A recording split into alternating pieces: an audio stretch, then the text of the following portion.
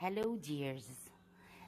معاكم دكتورة عبير عمر عطية، وفي مادة اللي هي Cultural Studies 2 الكود 1205.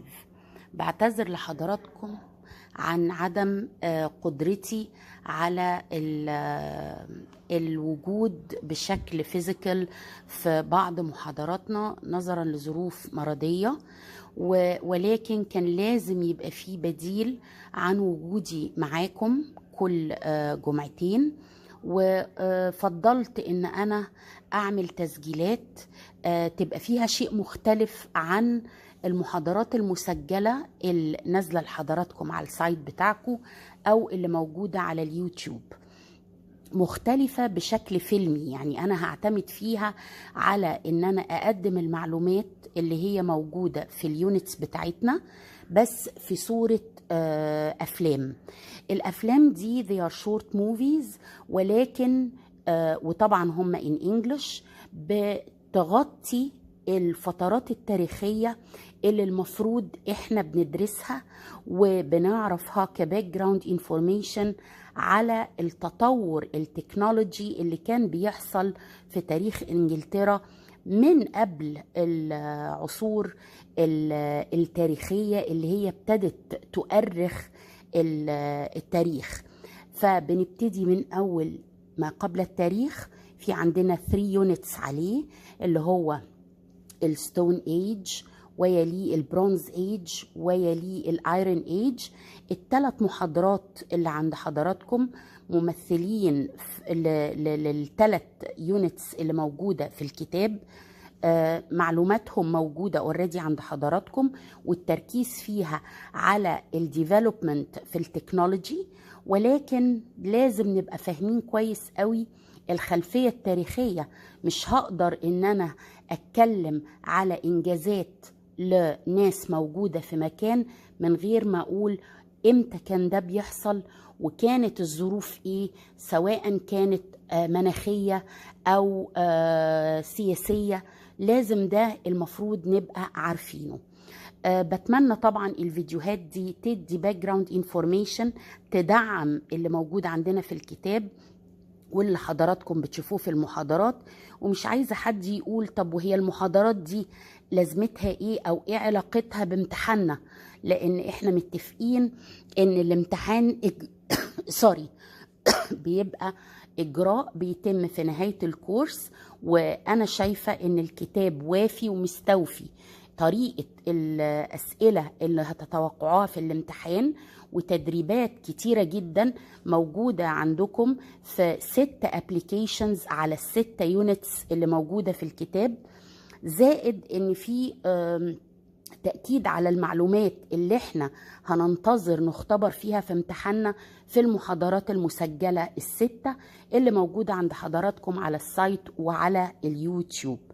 فالمحاضرات دي اللي انا بسجلها كميك اب كلاسز بنسميها ميك اب سيشنز، محاضرات تعويضية عن تواجدي بينكم. واحنا كنا متفقين في بداية الكورس ان لقاءاتنا لقاءات نقاشية وليست للشرح، لان ده اوريدي معمول في المحاضرات المسجلة.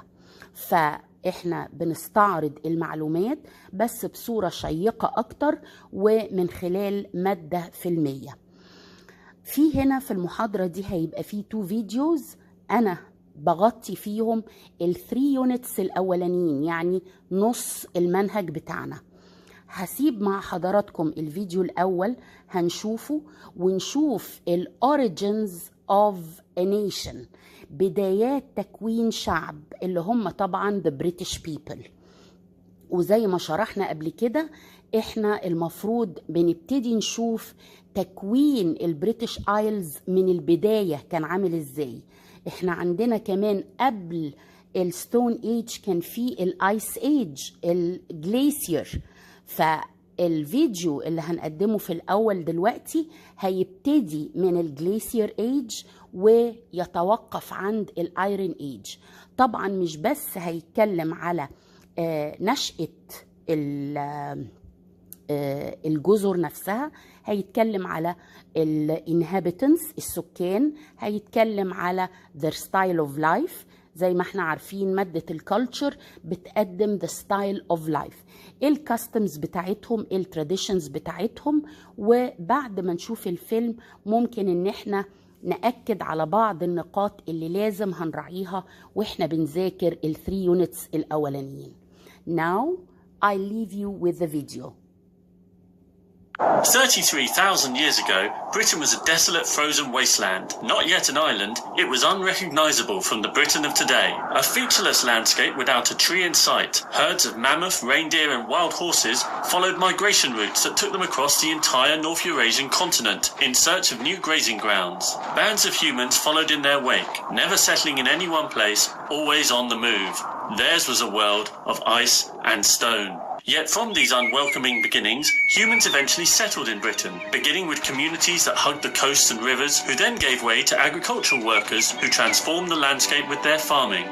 The history of Britain is one most people know something about, perhaps the Tudors or the Victorians, 1066 and World War II, but how exactly they all link together and what those gaps are in between is less familiar. This is the first episode in an 11-part series exploring this story, starting with the very first people to set foot in Britain through to the very times we live in today. This is the story of how Britain came to be, how our land and its people came to be forged over thousands of years. This is the history of Britain.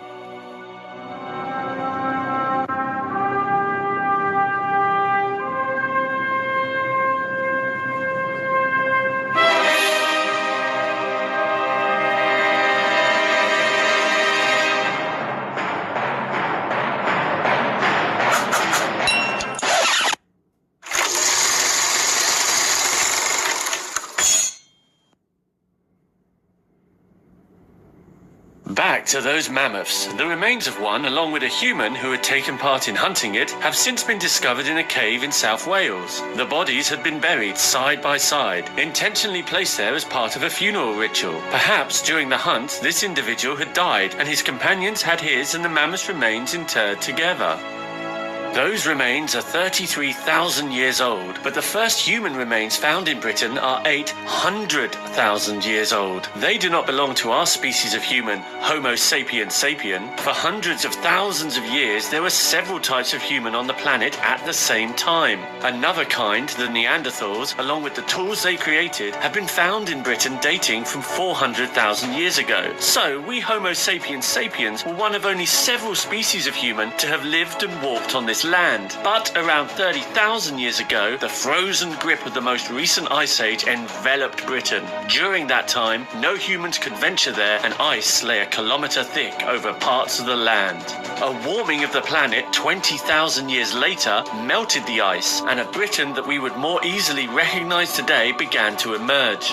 Released from the ice, a huge body of water called the Norwegian Trench swept inland and would eventually become the North Sea. But for several thousand years longer, Britain remained a peninsula of Europe. The melting ice came hand in hand with milder weather. The icy tundra that had once supported mammoths was replaced by temperate forests of birch and oak that in turn sheltered red deer. Though by the time humans could return to Britain, for whatever reason, only our species was left to do so. A fishing camp on the Isle of Coll, Scotland, dating back 9,000 years, is the earliest point archaeologists believe there were permanent bands of people in Britain. That since that time through to today, humans have continuously inhabited this land. At its height, Mesolithic Britain is estimated to have a population of around 5,000 individuals. Archaeological evidence shows us that they had tools made from wood, stone and animal parts, they buried their dead and planned for the future. By 6000 BCE, as the ice continued to melt and the sea levels rise, these people became the first inhabitants of an island now cut off from mainland Europe. That means that when the first farmers arrived in Britain 2,000 years later, they arrived by boat, bringing seeds and livestock and a whole new way of life with them. Farming allows for more food than an individual needs, creating a surplus that can feed more people and support some who need not work in the fields, instead working on construction projects. Some of the greatest monuments in all prehistoric Earth were built in Britain and Ireland. Stonehenge is the most famous, but there were dozens of other stone circles and elaborate tombs built at this time. These monuments have religious overtones, which hints at a society run by priests who base their worship around cosmological events like the winter solstice. In just a few hundred years, the population of Britain jumped from a few thousand to perhaps as many as 100,000. Farming also led to land ownership, and that led to conflict over who controlled it. Humans had shown violence towards each other before, but a surplus of food that allowed people to construct stone monuments also allowed them to develop more effective weapons of war, such as the longbow. The Battle of Crickley Hill, 3500 BCE, is the earliest known battle in Britain. It was fought, as many other battles have since, over who should control the land.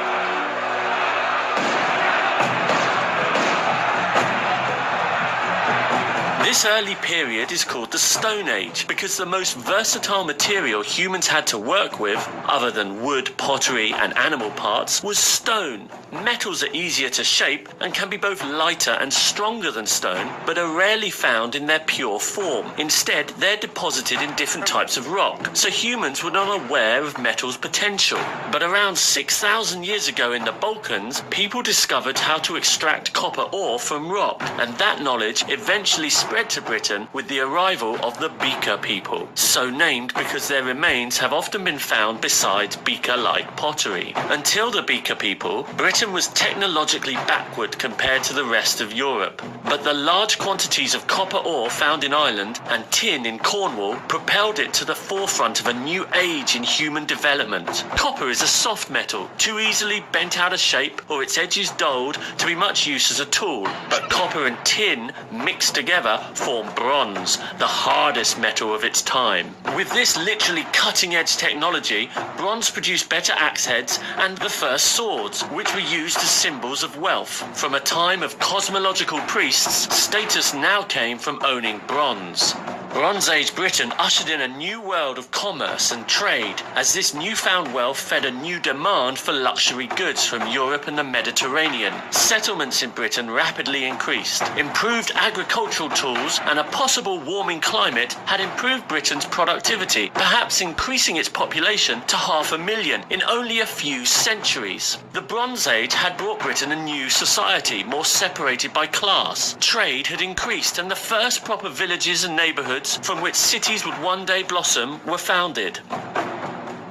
Compared to bronze, iron is an altogether better metal. It is strong enough to be hammered and re-hammered into whatever shape is needed, not simply cast into a permanent one. Iron-tipped ploughs allowed for more effective land cultivation and so a greater yield of crops, and it accompanied a technological revolution which saw the creation of the first machines in Britain, like the rotary quern, which took away much of the back-breaking labour manually grinding grain required. An economic crisis at the end of the Bronze Age broke down the established trade networks. As a consequence, strong regional identities developed, where trade was centred locally and land was more fiercely defended than ever. In the north, bows, and in the south, hill forts were built from around 500 BCE. They were there to defend territory and keep others out. This was a violent time, and it allowed for a new type of leader to emerge. Not a cosmological priestly one of the Neolithic period or the wealthy trading elite of the Bronze Age, but a warrior class who could lead and protect their people. And these warriors could lead their people on horseback.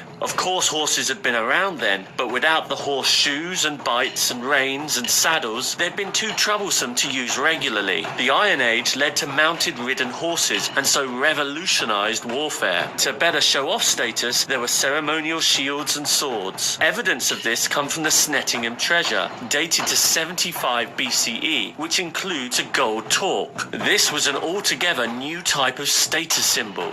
This was a sign of kingship. Some of these leaders even began to make their own currency, allowing their symbols of royal authority to be spread throughout society by the exchange of coins. But despite the regional differences, a shared Celtic cultural heritage also existed. It stretched across all of Britain and Ireland and into Europe. They had a common, though very regionalised language, produced sophisticated art, and held common religious beliefs. The Celtic spiritual leaders were called Druids, and they exercised great power over Celtic Celtic culture and were in contact with each other beyond the frontiers of the individual kingdoms. Druids appeared to have been the glue that held Celtic society together. By 100 BCE, the population had risen to as many as 1 to 2 million individuals. As trade with Europe returned, so too did the violence decline and the use of hill forts dwindle. But the trade with Europe also brought Celtic Britain into contact with Rome, an expanding and powerful empire in the Mediterranean, and Rome would change Britain forever. زي ما شفنا مع بعض الفيديو عامل تريس للهيستوري بالنسبة للبريتش آيلز. زي ما احنا متفقين The United Kingdom هي مجموعة من الآيلز. في العصور اللي هي ما قبل التاريخ ما كانتش أصلا جزر منفصلة عن بعض، ولكن زي ما شفنا they were separated with the melting of ice. بين طبعا الفيديو اللي احنا قلناه قبل كده في محاضراتنا. البدايات كانت لناس who were called the Celts اللي هم ال early settlers، والمفروض ان هم كانوا ناس very primitive، واكيد حياتهم كانت so easy. اهم ما كان يشغلهم هو finding food and water. مفهوم الارض والبوردرز والحدود لم يظهر الى نهاية الايرون ايج، لكن في بدايات الستون ايج الموضوع ما كانش فيه اي نوع من الجريد، الطمع، ما كانش فيه اي نوع من seeking power، البحث عن سلطة او نفوذ. هي العملية كلها كانت we need to eat and drink. طبعا الoccupations بتاعتهم كانت برضو هي اللي بتوفي التزامات حياتهم، سواء كانت من الهانتينج او الفيشنج. واكيد اللي كان المادة اللي موجودة حواليهم كانت mainly stone besides wood اللي هو طبعا timber اللي هو من التريز، وبالتالي المواد دي كانت هي اللي بتصنع منها التولز اللي هي بتساعدهم في الديلي لايف. والويبنز كمفهوم كانت اللي بتستخدم فور هانتينج، ما كانتش فيها فكرة ان احنا نتقاتل مع بعض، لان لسه الطمع ما كانش موجود، او فكرة ان انتوا عندكم حاجة واحنا عايزينها. الناس كانت بيموفوا on from one place to another searching for food and water، والدنيا ما كانتش فيها اي حاجة اكتر من كده. فمفهوم الاجريكلتشر ما كانش واضح بالنسبة لهم. it was very primitive premature، مجرد scratching للأرض علشان ان هم يزرعوا اي حاجة بسيطة موجودة ومتاحة بالنسبة لهم. هل كان في اي نوع من العلاقات ما بين الناس دي والكونتيننت اللي هي أوروبا نفسها؟ في الوقت ده ما كانش باين قوي، ولكن مع مرور الوقت المفروض ان في immigrants كانوا بيجوا من الكونتيننت اللي هي يوروب نفسها، ويبتدوا يجوا عن طريق البوتس اللي معمولة طبعا من الخشب، لمجرد ان هم يتبادلوا نوع من المقايضة. انتوا عندكوا ايه؟ طب ناخد منكوا ايه ونديكوا ايه. ما كانتش فكرة ان اللي قادم من الميدل ايست او من الكونتيننت عنده الرغبة في الاستيطان نفسه. بننتقل بعد كده للبرونز ايج، وزي ما قلت لحضراتكم في محاضراتنا مفيش عصر بننام ونصحى تاني يوم العصر التاني جه، لا، بيبقى فيه زي ما سمعنا في الفيديو overlap، يعني في حاجة بنكتشفها، فبالتالي على ما تبدأ تبان قيمتها ونقدر نفعلها في حياتنا بتبتدي الحاجة القديمة يقل استخدامها ولكن لا يختفي. ففي البرونز ايج ابتدوا كانوا يلاقوا في باطن الأرض ميتلز، كان أوائلها كان الكوبر وبعده كان التن، وقدروا مع قدوم البيكر بيبل اللي هم جايين من الميدل ايست ان هم يعرفوا طريقة مزج ميكسينج كوبر والتن علشان خاطر يعملوا مادة تالتة اللي هي البرونز. فضلت الستون والكلاي والوود مواد مستخدمة، ولكن ظهر أهمية وجود المعدن الميتال. فالكوبر والتين والبرونز كانت أهم المعادن اللي موجودة في البرونز ايج. هل حصل تغيير في الاوكيوبيشنز بتاعتهم؟ استمرت برضو لتوفير الطعام بالنسبة لهم، hunting and fishing and cultivating the land.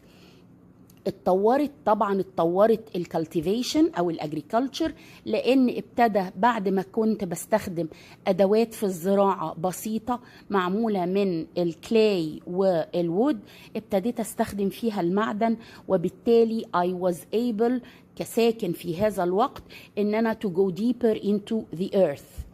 مع ظهور المعدن الأخير اللي هو الأيرون، وطبعا ده معدن قوي جدا، ابتدينا ندخل في العصر الثالث اللي هو الأيرون ايج. هنشوف بعد كده في الفيديو التاني ان مفيش عصر بيتقال عليه الستون ايج الا لما بيكون زي اي شيء في الدنيا له beginning وميدل واند، بداياته والذروة بتاعته وقرب نهايته وظهور العصر اللي بعده. هتلاقوا حضراتكم لما نيجي نتكلم على الفيديو اللي بعد كده هنلاقي ان في مسميات للمراحل الثلاثة لأي عصر موجود، وخاصة الستون ايج. مع نهاية الايرون ايج ابتدى الانسان يظهر الجريدينس بتاعته، الطمع، ابتدى يبقى طامع لان الارض اثبتت ان فيها ثروات، فابتدى يبقى في مطمع، وظهرت كلمة وور في الايرون ايج، فابتدوا يعملوا اسلحة علشان يتقاتلوا بيها، فظهرت السبيرز والسوردز والشيلدز، كل ده لان ابتدى يبقى في عندي هجوم على اللاند. ومن هنا هيبتدي يبقى في بوردرز اللي هي رسم حدود علشان كل واحد يلتزم بمكانه، والطامع لو جه علشان يدخل أرض جاره المفروض طبعا ان في الحالة دي في وور بتندلع. ده ملخص سريع جدا للفيديو، أنا مستوفياه بشكل مفصل في المحاضرات المسجلة اللي موجودة مع حضراتكم من الأول، وإحنا اوريدي لما كنا بنلتقي قلنا تفاصيل أكتر كتير عن ده، ولكن اهتميت إن أنا ألخصها لحضراتكم من خلال مادة فيلمية شيقة شوية. بالنسبة للدين برضو لازم نعرف إن ما كانوش لهم دين، بمعنى ان مفيش عندهم جود، التوحيد ما كانش ظهر، لان ده هيجي يدخل مع الرومانز بالكريستيانيتي. امال ايه اللي كانوا بيعملوه؟ بنسميها كالتس او ريتشوالز، شعائر بيمارسوها، وكان المجهول بالنسبة لهم هو السوبر ناتشرال باورز اللي ممكن هي دي اللي تحميهم. فكانت معظم الجودز بتاعتهم رموز للسوبر ناتشرال باورز دي أو حاجات من الطبيعة نفسها. نقدر نقول إن الأثر الباقي من أيامهم اللي هو معلم ستون هنج، والمعبد ده عبارة عن دائرة مستديرة، دائرة حجرية كلها من الستون وانروفت ملهاش سقف. وزي ما شفنا في الفيديو ان كان طبعا فيها الدرويدز البريستس الكهنة، وكانوا بيعبدوا الشمس، حاجة بتقربنا من الحضارة المصرية القديمة. دلوقتي هوري حضراتكم فيديو تاني برضو بيتكلم على الحقب الثلاثة اللي هي الستون ايج والبرونز ايج والايرون ايج، ولكن في صورة أبسط كتير، وفيها زي ما قلت لحضراتكم تقسيمة كل عصر بالثلاث مراحل اللي فيه. هنشوفه مع بعض. Let's get this clear. Prehistory is commonly divided into three ages: Stone Age, Bronze Age, and Iron Age. The Stone Age is further divided into three periods too: Paleolithic, Mesolithic, and Neolithic. Setting a start or ending on these periods is difficult because they vary according to region and sometimes they overlap. So keep that in mind. Now let's begin. We have to go back in time, a time before history.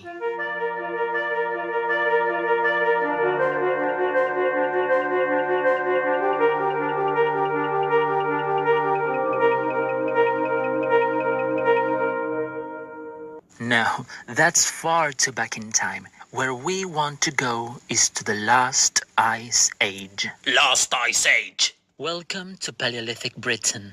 Britain was a peninsula. In fact, Britain was not Britain yet, but let's call it in that way. It has been intermittently inhabited for at least 500,000 years. Its first inhabitant was the Homo heidelbergensis. Neanderthals came in 300,000 years ago, and Homo sapiens did it 40,000 years ago, give or take. These peoples were hunter-gatherers who followed herds and made stone tools. They came and went from and to continental Europe. Climate regularly switched between warm and cold periods, also called interglacial and glacial periods.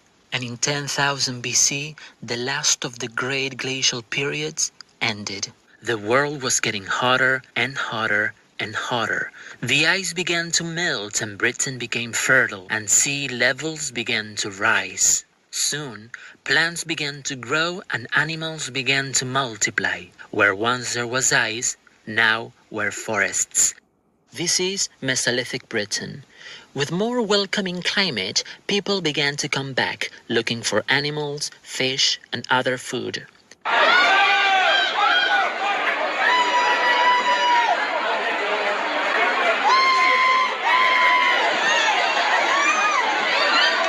It is believed that people built houses but didn't stay permanently. In fact, they came and went seasonally, following game and good weather. They started to make more complex tools, combining stone with wood. Mesolithic people built small communities closely connected with nature, but nature didn't care. And at around 6100 BC,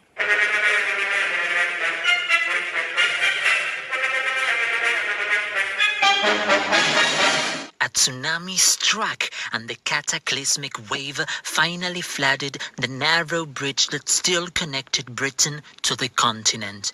Britain was now an island.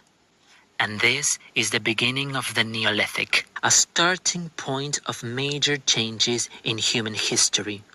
Gradually, people began to produce food instead of acquiring it. Farming led to permanent settlements, and these led to bigger and stronger communities. They grew barley and wheat, and they also raised sheep, goats, cattle, and pigs. From about 3500 BC, new types of communal monuments appeared. Timber circles, circular earthwork called henges, and from about 3000 BC, stone circles such as Castlereagh, Avebury, and of course, Stonehenge. These monuments seem to represent attempts to create sacred spaces. These were the settings for elaborate religious ceremonies which may have been connected to beliefs about the fertility of people, animals, and crops. Animals and crops. This is the Bronze Age. Around 2500 BC, migrants came into Britain. These were the Bell-Beaker people. They brought together metalworking skills and a whole new culture. They were called in that way because of the shape of the pottery vessels they made. But most importantly, the Beaker people brought a new sense of self and individuality. Whereas during the late Stone Age, people were buried in communal tombs, during the Bronze Age, people started being buried alone, together with their favorite possessions. Another development in this age is housing. Bronze Age Britons built houses where they could live permanently. Farmhouses built to last a lifetime. Permanent houses led to the creation of the first villages. It was also a time where many trade networks were developed. Copper, tin, and bronze objects were rapidly traded across Europe. For certain, Britain was separated from the continent, but was really connected by commerce. The Iron Age in Britain started around 800 BC when the Celts brought ironwork into the Isles. They produced fine metalwork and enjoyed feasting, music, and poetry. This new metal was used for tools, which made farming much easier than ever before. People lived in hill forts which were surrounded by walls and ditches, and warriors defended their people from enemy attacks. Inside hill forts, families lived in round houses. In the center of a round house was a fire where meals were cooked in a cauldron. The inhabitants of Iron Age Britain did not leave any written records, so we only know about them through their fashion. People expressed their identity through their clothes, jewelry, and belongings. People believed in powerful spirits. They met to worship the spirits in sacred places. Priests known as Druids led religious ceremonies such as sacrifice animals and sometimes humans, and gave precious offerings to the spirits.